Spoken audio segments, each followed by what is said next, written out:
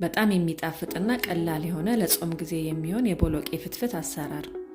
መጀመሪያ የጋለ መጥበሻ ላይ ድቅቅ ብሎ የተከተፈ ሽንኩርት እንጨምራለን። ከዛ ዘይት ጨምረን አንድ ላይ እናበስለዋለን። ነጭ ሽንኩርት ጨምረን ሽንኩርቱን ካበሰልነው በኋላ ድቅቅ ብሎ የተከተፈ ቲማቲም ጨምረን አንድ ላይ እናበስለዋለን። በመቀጠል ትንሽዬ እርድ ጨምረን አንድ ላይ እናበስለዋለን። የምንጠቀመው ቦሎቄ ተዘፍዝፎ ካደረ በኋላ ተቀቅሎ መብሰል አለበት። ከዛ ቦሎቄውን ጨምረን አንድ ላይ እናበስለዋለን።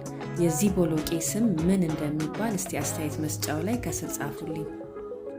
በመቀጠል ጨውና ቁንዶ በርበሬ ጨምረን ትንሽ ሙቅ ውሃ እናደርግበትና ከርነን እናበስለዋለን። በመቀጠል እሳቱን ቀንሰን ቃሪያ እንጨምርበትና እንጀራውን እንፈተፍተዋለን። በጣም ቀላልና ጤናማ በጣም የሚጣፍጥ ፍትፍት ነው። እናንተም ሰርታችሁ ሞክሩት።